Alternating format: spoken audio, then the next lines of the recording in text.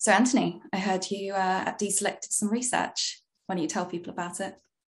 Absolutely. Thanks for that. Great intro, Lucy. So yes, we did actually some original research. So the numbers we're sharing here, you won't find anywhere else. It's pretty insightful because we directly polled 230 consumers about their engagement in the directions, how they think about these things. So I think there'll be some valuable insights here we can share that can maybe determine our attendees' marketing strategy to some extent, and hopefully they can get some interesting takeaways from it. A shocking question to start off with. What's the value of an email address? Let's get into it. Email remains the dominant form of consumer communication. Why don't you tell us about that? Yeah, thank you. I mean, honestly, I think the section header really sums it up very well. But consumers still love email, and it's just stunning how many billions of email addresses are out there. It's more than any social platform. People kind of forget that. I'm not saying that other channels are not important. I am of the personal belief that a multi-channel mix, multi-channel marketing is really, really important to success. I know it's for my business. I can only imagine it's the same for our customers' business. But email really stands out. And then above that, you can see also sort of the preference for the amount of email. And we'll talk more about that later, of course. So how do marketers personalize sends to perfect saturation? First off, just let's make sure that everyone's on the same page. Marketing fatigue means people who are getting tired of marketing, quite frankly, and they're wearing off. There's another big risk these days, and I think it's more hidden. People are less aware of it. It's easier to mask, and that is unengaged or under-engaged audiences, subscribers. If you send the wrong message the wrong number of times, that really strains a relationship. That was the main, or one of the things I think was most insightful about our survey.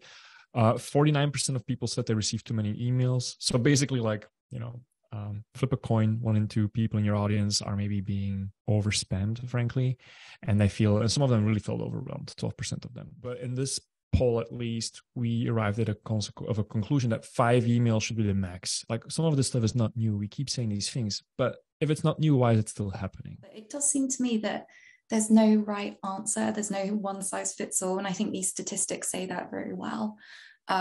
So it's all about, you're never going to identify where someone fits on that scale in your subscriber base unless you have the data to support it. Here's the thing. This is not necessarily a feature or a product in itself. It's really a method. People have different ways of solving this, and we'll touch upon that. But in a nutshell, that's frequency capping. 33% said they never want to give away private information.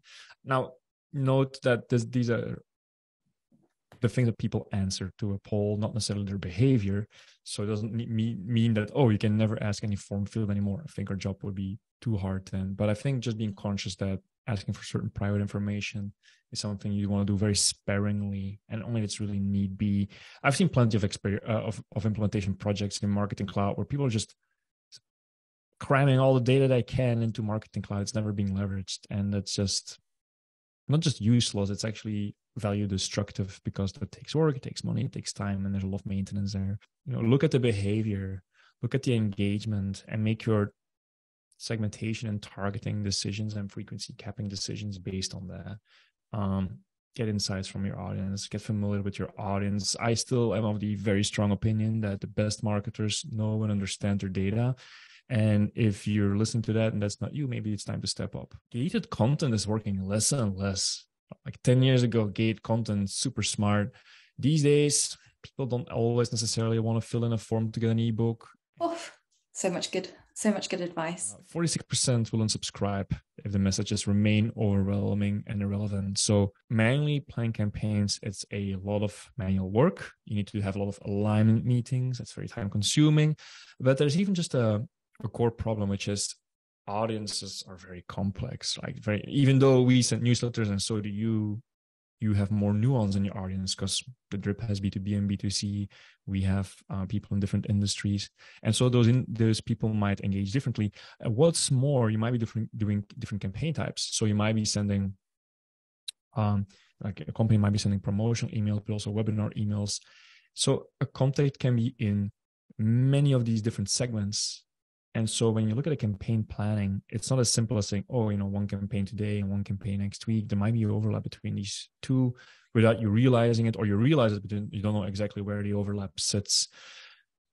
So the biggest, to summarize, drawback is super time consuming, but secondly, it just doesn't really work. 24% of people will not shop with a brand that has broken their trust. I believe personally that number will go up as people are more educated, more sensitive, and there's just always more noise to cut through. And are you going to be repeating this survey next year? Do you think? Oh, that's a great question. Yeah, we might. We'll see if the data has changed. That could be an interesting one to do. Well, don't underestimate my magical ability, Lucy. But no, I think that's a good idea to see how the longitudinal data evolves. Because through Engage, you can find out who is oversaturated, but also undersaturated. And remember, Goldilocks, not underengaged, not overengaged, just the right amount. That's what we're trying to help with.